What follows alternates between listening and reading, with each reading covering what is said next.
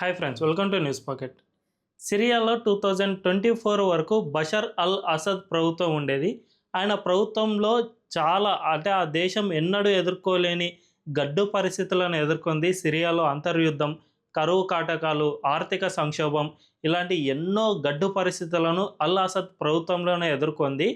ఈ సమయంలో అక్కడి ప్రజలు పెద్ద ఎత్తున ప్రభుత్వానికి వ్యతిరేకంగా తిరుగుబాటు చేశారు. బషర్ను గద్దె దిగిపోవాలి అని ఎంతోమంది ఉద్యమాలు, నిరసనలు, సాయుధ పోరాటం సైతం చేశారు. అయితే ఈ పోరాటం చేస్తున్న క్రమంలో బషర్ అల్ అసద్ తనకు వ్యతిరేకంగా ఎవరైతే పోరాటం చేస్తూ ఉన్నారో వాళ్ళందరినీ మొత్తం మాయం చేసేసినట్లు అప్పట్లో వార్తలు వచ్చాయి. ఏకంగా ఆయన ప్రభుత్వ హయాంలో 1,60,000 మంది మిస్సింగ్ అయినట్లు సమాచారం అందుతుంది. ఐక్యరాజ్య సమితి కూడా తన గణాంకాల్లో ఈ విషయాన్ని తేల్చి చెప్పింది. అయితే ఈ 1,60,000 మంది ఏమైపోయారు, వాళ్ళందరినీ బషర్ గవర్నమెంట్ ఏం చేసింది అనే విషయాలపై రాయిటర్స్ అనే ఒక పత్రిక కొన్ని కీలక విషయాలను వెలుగులోకి తీసుకువచ్చింది. తాను చేసిన ఒక పరిశోధనలో సిరియాలో పెద్ద ఎత్తున సామూహిక ఖననాలు జరిగాయి అని ఆ పత్రిక గుర్తించింది. ఇవి ఏవో చిన్నపాటి ఖననాలు అయితే అనుకుంటే పొరపాటే. ఏకంగా దీనికి సంబంధించిన కందకాలు 160 మీటర్ల పొడవు వరకు ఉన్నాయి అంటే పరిస్థితి ఎంత దారుణంగా ఉందో అర్థం చేసుకోవచ్చు. 160 మీటర్ల పొడవు అంటే అందులో ఎంతమందిని పూడ్చిపెట్టవచ్చో మనం ఇట్టే ఒక అంచనాకు రావచ్చు. అయితే ఇది ఒకటి కాదు, రెండు కాదు, ఇలాంటివి ఏకంగా 50 వరకు కందకాలను గుర్తించింది. ఇవి ఏకంగా శాటిలైట్ ఇమేజెస్ నుంచి కూడా కనిపిస్తూ ఉన్నాయి. అంటే ఎంతమంది చనిపోయారు, ఇక్కడ ఎంతమంది ఖననానికి గురయ్యారు అనే విషయం మనం ఇట్టే అంచనా వేసుకోవచ్చు. దీంతోపాటు చాలామంది రాజకీయ ఖైదీలను బషర్ అల్ అసద్ తన సింహాలకు ఆహారంగా వేసేవారు అని కూడా వార్తలు వెలువరించింది. వీటన్నిటి గురించి మనం ఈ వీడియోలో తెలుసుకుందాం. అంతకంటే ముందు ఈ ఛానల్ను రీసెంట్గానే స్టార్ట్ చేసాం, మాకు మీ సపోర్ట్ ఖచ్చితంగా కావాలి. ఈ ఛానల్ను వెంటనే సబ్స్క్రైబ్ చేసుకోండి అండ్ బెల్ ఐకాన్ను క్లిక్ చేయడం అస్సలు మర్చిపోవద్దు. ఇక డీటెయిల్స్లోకి వెళ్తే, రాయిటర్స్ అనే ఒక పత్రిక తాజాగా ఒక పరిశోధనను నిర్వహించింది. ఈ పరిశోధనలో ఈ మిస్సింగ్ అయిన వాళ్ళంతా ఎక్కడికి వెళ్ళారు అనే దానిపై ఈ పరిశోధన నిర్వహించింది. దీనికి సంబంధించి అప్పుడు బషర్ గవర్నమెంట్లో పనిచేసిన అధికారులను కొంతమందిని ప్రశ్నించింది. అండ్ ఈ జైళ్లలో ఎవరైతే పనిచేస్తున్నారో ముఖ్యంగా వారి దగ్గరికి వెళ్ళి కొన్ని క్వశ్చన్లను అడిగింది. దాంతో వాళ్ళు కొన్ని విషయాలను బయటికి చెప్పారు. వీటన్నిటిని క్రోడీకరించుకుని రాయిటర్స్ అనే పత్రిక కుతైఫా అండ్ దుమార్ అనే 2 ఎడారి ప్రాంతాల్లో వెళ్ళి కొన్ని పరిశోధనలు చేసింది. అక్కడ భారీ ఎత్తున సామూహిక ఖననాలు జరిగాయి అని గుర్తించింది. ఇందుకోసం కొన్ని శాటిలైట్ ఇమేజెస్ను కూడా కొన్ని క్రోడీకరించింది. అంటే అమెరికా సహాయంతో ఈ శాటిలైట్ ఇమేజెస్లను కూడా ఈ సంస్థ పొందింది.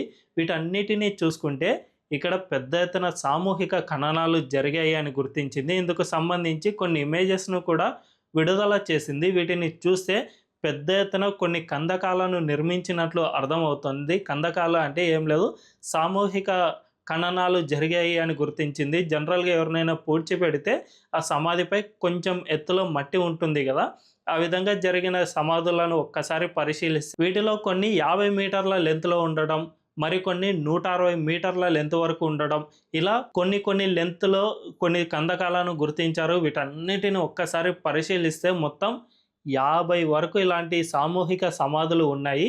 వీటన్నిటిలో ఏకంగా వేలాది మందిని ఖననం చేసినట్లే ఈ సంస్థ గుర్తించింది. దీంతో అక్కడ ఎవరెవరు పాతి పెట్టారు, ఆ సమయంలో ఎవరెవరు అధికారులుగా ఉన్నారు అనే వారందరినీ అక్కడికి కొంతమందిని తీసుకెళ్ళి అక్కడ పరిశీలన జరిపించగా, అప్పట్లో మేము ఈ పనిని చేసినట్లు మాకు గుర్తుంది, అప్పట్లో ఈ విధంగా చేసేవాళ్ళం అని కూడా కొంతమంది అధికారులు ఒప్పుకున్నారు.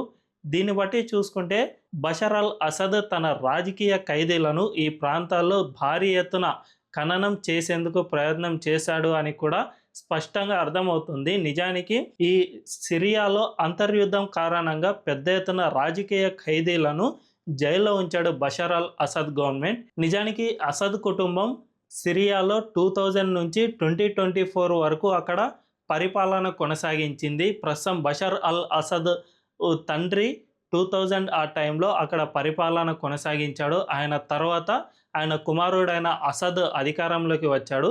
అసద్ అధికారంలో ఎప్పుడైతే ఉన్నాడో ఆ సమయంలో 2006 నుంచి 2010 వరకు దక్షిణ సిరియాలో భారీ ఎత్తున కరువు కాటకాలు సంభవించాయి. అసలు కనీసం తిండికి కూడా తినడానికి లేని పరిస్థితి అక్కడ నెలకొంది. ఈ కరువు ఎంత పెద్దది అంటే ప్రపంచంలో ఆధునిక కాలంలో వచ్చిన కరువులన్నిటిలోనూ ఈ సిరియా కరువు అనేది అతి పెద్దది అని గణాంకాలు సైతం చెబుతూ ఉన్నాయి. దీనివల్ల భారీ ఎత్తున ప్రజలు మరణించారు. రైతులకు కనీసం తినడానికి తిండి కూడా లేని పరిస్థితులు ఉండేవి. సో దీనివల్ల రైతులు అండ్ అక్కడి ప్రజల్లో ప్రభుత్వానికి వ్యతిరేకంగా మారిపోయారు. ఈ ప్రభుత్వాన్ని గద్దెదించాలి, మమ్మల్ని అస్సలు ఆదుకోవడం లేదు అనే విధంగా ప్రజలు ఆలోచించసాగారు. ఇందులో భాగంగానే దక్షిణ సిరియాలోని గ్రామీణ ప్రాంతమైన ధారా నుంచి ఈ ప్రజల తిరుగుబాటు అనేది స్టార్ట్ అయింది. దీన్ని సిరియన్ అంతర్యుద్ధంగా చెబుతారు. 2011లో ఇది స్టార్ట్ అయింది. ఇది మెల్లిమెల్లిగా ఇతర ప్రాంతాలకు పాకి ఏకంగా ప్రభుత్వానికి వ్యతిరేకంగా పెద్ద ఎత్తున సివిల్ వారే స్టార్ట్ అయింది. చాలామంది సాయుధ పోరాటం సైతం చేశారు. ఇందులో భాగంగానే ఐసిస్ లాంటి ఉగ్రవాద సంస్థలు కూడా పుట్టుకొచ్చాయి. మొత్తంగా చూసుకుంటే ఇటు ప్రజలు, అటు ఐసిస్ ఇలాంటి ఉగ్రవాద సంస్థలు అన్నీ కలిసి బషర్ ప్రభుత్వానికి వ్యతిరేకంగా పోరాటం చేయసాగాయి. అయితే అప్పట్లో ప్రపంచం కూడా బషర్ గవర్నమెంట్కు అనుకూలంగా కొంతమంది, వ్యతిరేకంగా మరికొన్ని దేశాలు ఇలా డివైడ్ అవుతూ వచ్చాయి. ముఖ్యంగా అమెరికా, యూకే ఇలాంటి పాశ్చాత్య దేశాలతో పాటు సౌదీ అరేబియా, ఖతార్ ఇలాంటి దేశాలన్నీ బషర్ గవర్నమెంట్కు వ్యతిరేకంగా పోరాటం చేశాయి.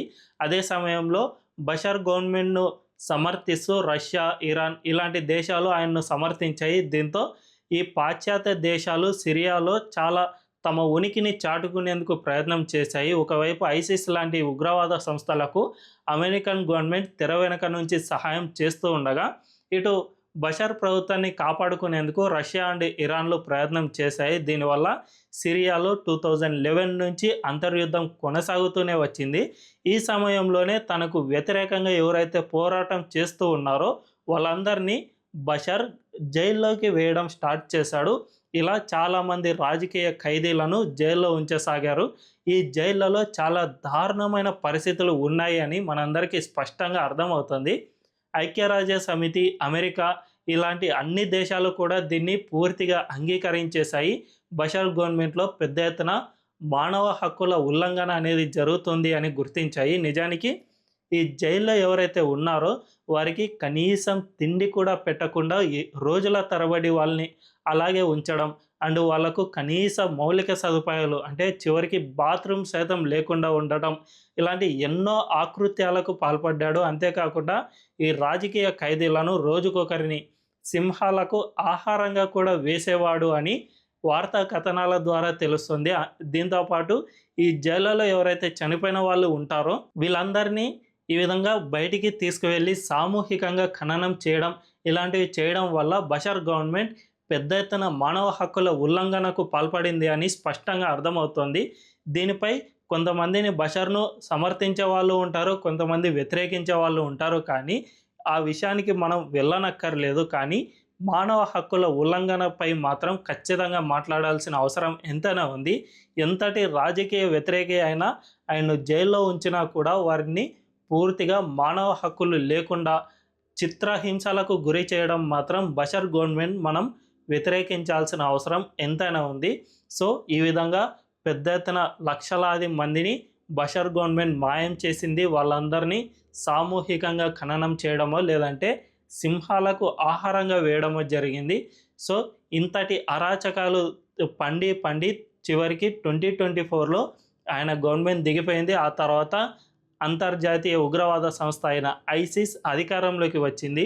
మరి ఇప్పటికైనా ఉగ్రవాదులు కాబట్టి వీళ్ళు కూడా ఇలాగే చేస్తున్నారే తప్ప సిరియాలో పరిస్థితుల్లో ఎటువంటి మార్పు లేదు అనే చెప్పుకోవచ్చు. కానీ ఐసిస్ను ప్రస్తుతం పాశ్చాత్య దేశాలు అంగీకరిస్తున్నాయి కాబట్టి ఈ విషయాలు బయటికి రావడం లేదు. అంతే తప్ప బషర్ గవర్నమెంట్లో ఏ విధంగా అయితే రాజకీయ వ్యతిరేకులను ఖైదీలుగా మార్చుకుని ఏ విధంగా చిత్రహింసలు పెట్టారో ఇప్పుడు ఐసిస్ గవర్నమెంట్లో కూడా అదే విధంగా చిత్రహింసలకు గురి చేస్తున్న పరిస్థితి మనందరికీ స్పష్టంగా కనిపిస్తుంది. మరి ఈ పరిస్థితుల్లో మార్పులు ఎప్పుడు వస్తాయి అనేది తెలియాల్సి ఉంది. ఈ వీడియో కనుక మీకు నచ్చినట్లయితే ఖచ్చితంగా మా ఛానల్ను సబ్స్క్రైబ్ చేసుకోండి అండ్ బెల్ ఐకాన్ క్లిక్ చేయడం అస్సలు మర్చిపోవద్దు. Thank you.